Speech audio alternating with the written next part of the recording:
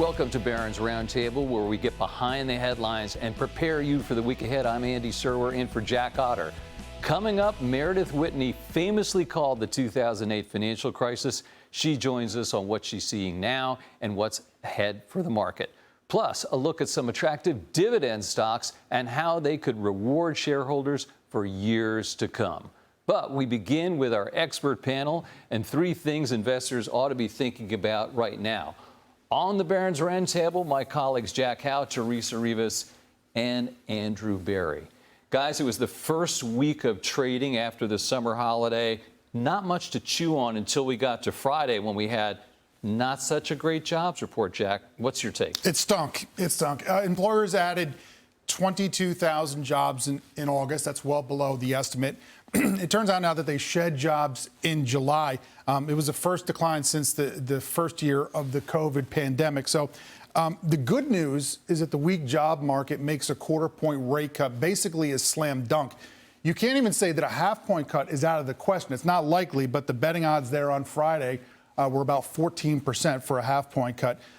Falling rates make stocks and bonds more attractive. Right? That's good, right? But the problem is you'd much rather have the Fed leaning toward cutting rates because inflation is muted and we're not quite there yet. So that's why I think that the stock market didn't really charge higher on Friday. It did end slightly higher for the week. You know, you saw a reset of Fed cut expectations on Friday. The markets are now expecting 3 quarter-point reductions this year. It had been 2. And they think that the short rates could be 3% or less by the end of 2026, compared with around 4.5% now. Yeah. We're left now with a stock market it's 24 times this year's projected earnings. To me, that's expensive, right? Deutsche Bank, if you look at past periods when it's been that expensive, the subsequent 10-year returns tended to disappoint. Deutsche Bank says that's a possibility now. Evercore ISI says no way. They say we're headed 20% higher from here by the end of next year. Their case rests on what I'll call artificial intelligence nirvana, right? That's rose-colored glasses too. Right. It says that AI is going to be bigger than the internet. So if you believe that case, you stay loaded up on your S&P 500 fund. If you're not convinced, you just make sure you're diversified. You can still get good deals on overseas stocks. They've done twice as well as the U.S. market this year. Dividend stocks look cheap too. What should we be looking for next week, Jack? We get inflation on Friday. I would love to see that rate fall. B of A says they expect it to rise. They think it might hit its highest point in a year.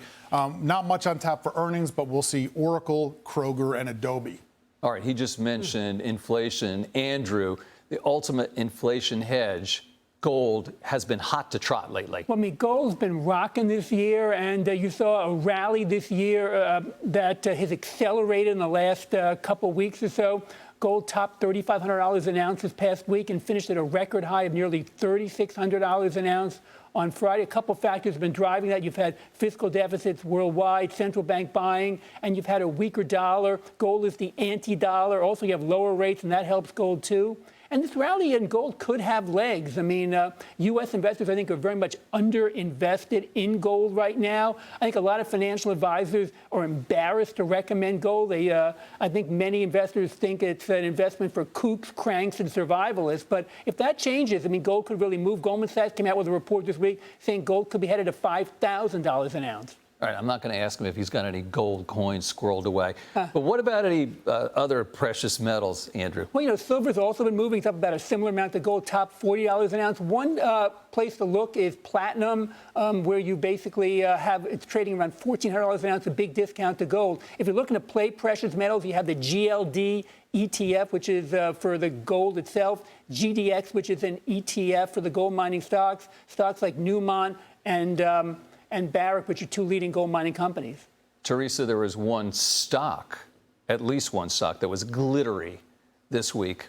What about it? That's right. So Google parent Alphabet hit a new high because they basically walked away from their U.S. antitrust case with a slap on the wrist. Now, I'm not going to say all their problems are over. We can talk about some remaining issues, but this was a huge overhang for the stock.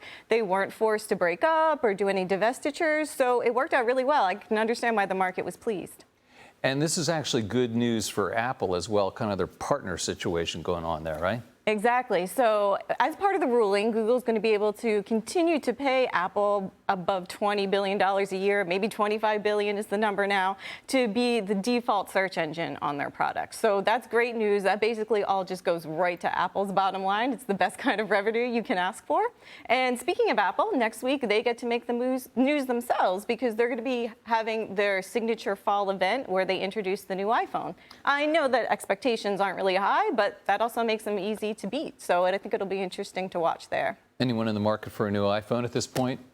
No, I'm not setting up the lawn chair at the front of the line like we're doing. That's old school. I mean, you know, it's not as big an event as it used to be, but, you know, it's still a big deal for this company. Exactly. And plus, they get the $25 billion back in their pocket, so good stuff.